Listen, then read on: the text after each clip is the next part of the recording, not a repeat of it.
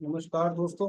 आज आपके सामने the Buddhas wife the path of awakening together Janet सरे और सैमुअल शैम्प द्वारा पुस्तक लिखित के नए अध्याय के साथ उपस्थित हूँ। आइए दोस्तों, इसको बड़े ध्यान से सुनते हैं। यशोधरा की कहानी, तीसरा अध्याय। अघोषित रूप से सिद्धार्थ का होकर चन्ना यशोधरा के कक्ष में आया।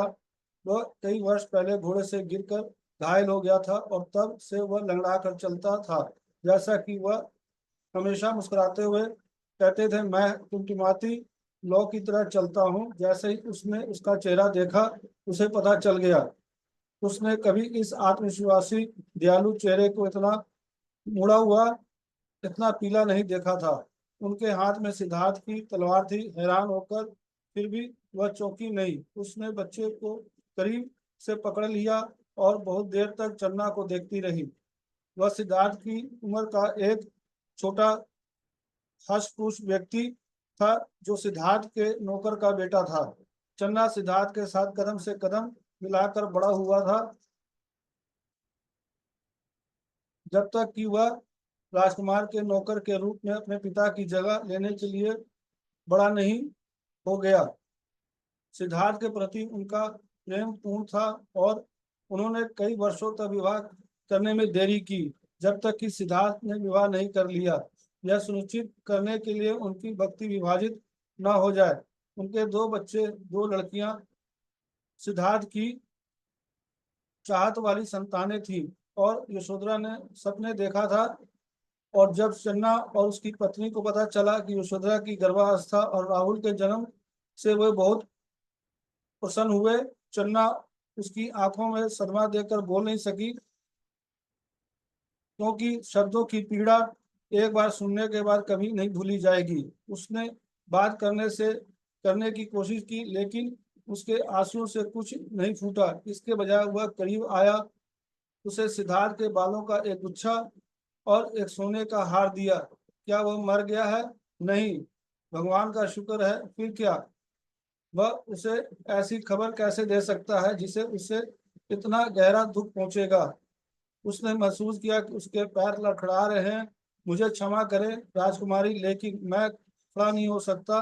उसने महसूस किया कि उसका हाथ उसे तकिए की ओर ले जा रहा है और बैठ गया।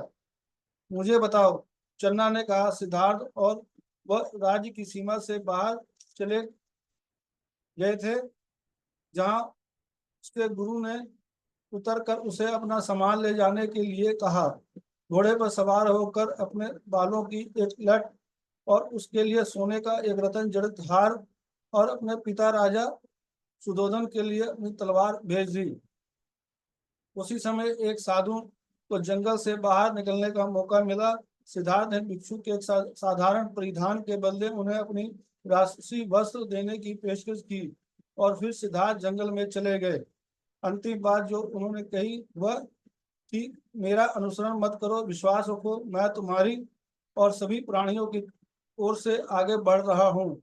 यह बताते हुए चन्ना के चेहरे में आश्चर्य के भाव थे। यह सोचकर कि वह पागल हो गया है या किसी देवता ने उस पर प्रहार किया है और वह कोई अच्छा देवता नहीं है। यशोधरा ने एक ही बार में यह सब समझ लिया। वह चला गया। ऐसा लग रहा था जैसे उसका सारा खून बह गया हो। उसने बच्चे की ओर देखा, जो मासूमियत से उसकी आंखों में देख रहा था। क्या बच्चे के कारण ऐसा हुआ था?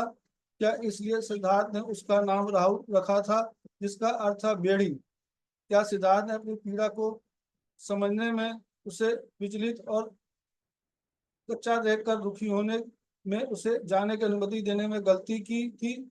वह चला गया है। सदमे ने उसे महसूस कराया कि वह जो बुद्ध या कुछ जानती थी वह टूट गया है, असत्य है। यह सब कुछ जिसके लिए वह प्यार करती थी का दरवाजा बंद कर दिया गया था। वह सांस नहीं ले पा रही थी। वह चिल्लाई। दोस्तों, यह अध्याय यहीं तक। फिर कल आपके साथ नए अध्याय के साथ उपस्थित होगा। धन्यवाद। Thank you.